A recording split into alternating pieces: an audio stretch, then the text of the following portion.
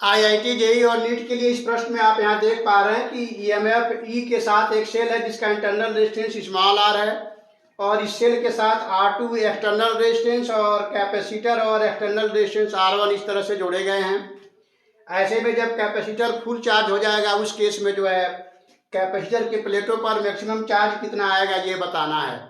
तो जैसा कि हम जानते हैं कि कैपेसिटर जब फुल चार्ज हो जाता है तो वो स्विच ऑफ की तरह काम करता है, यानी कैपेसिटर के थ्रू जो है करंट नहीं फ्लो करता।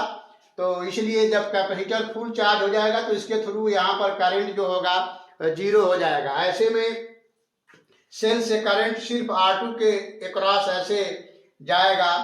इस प्रकार फुल चार्जिंग के केस में कैपेसिटर के जो सर्किट होगा वो करस्पॉन्डिंग इस तरह से सर्किट हो जाएगा।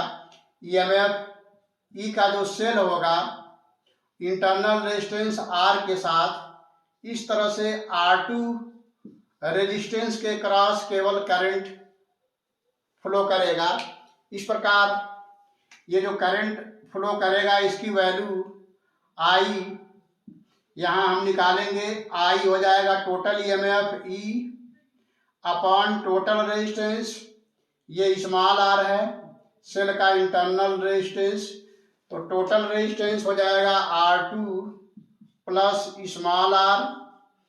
तो ये करंट जो है इस सर्किट में फ्लो करेगा, यानी इस सेल के द्वारा R2 के थ्रू जो करंट फ्लो करेगा वो E upon R2 plus small r हुआ। अब कैपेसिटर के अक्रॉस जो वोल्टेज होगा वो R2 के अक्रॉस वोल्टेज के बराबर होगा, क्योंकि दोनों पैरेलल हैं। तो इसलिए VC हो जाएगा I R2 के बराबर। इस प्रकार I की वैल्यू यहाँ रखेंगे तो ये हो जाएगा E upon R2 plus small r into R2। ये हुआ वोल्टेज अक्रॉस कैपेसिटर और यही वोल्टेज R2 के अक्रॉस भी होगा।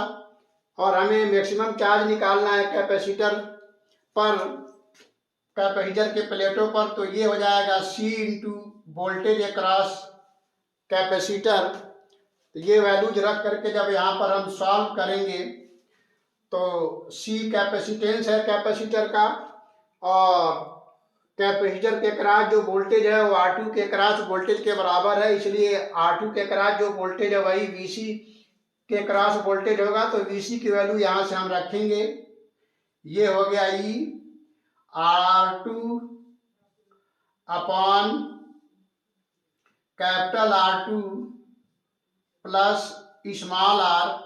तो ये मैक्सिमम चार्ज जो होगा कैपेसिटर के प्लेटों पर आएगा, इधर वाले पे प्लस चार्ज आएगा और इधर इस प्लेट पर माइनस चार्ज आएगा। फिर से ध्यान दीजिए, यहाँ पर प्लस चार्ज आएगा और यहाँ माइनस चार्ज आएगा। इस प्रकार कैपेसिटर जब फुल चार्ज हो जाएगा उस केस में इसके प्लेटों पर जो चार्ज होंगे उसका मैक्सिमम चार्ज का जो मैग्नीट्यूड होगा वो इस तरह से CE R2 upon R2 plus small r होगा। तो हम समझते हैं ये एक्सप्लेनेशन आप काफ़ी अच्छे से समझ पाए होंगे। अगर आप इसका स्क्रीनशॉट लेना चाहें तो ले सकते हैं। तो फिर मिलते हैं नेक्स्ट वीडियो में किसी और क्वेश्चन के साथ। तब तक के लिए थैंक यू।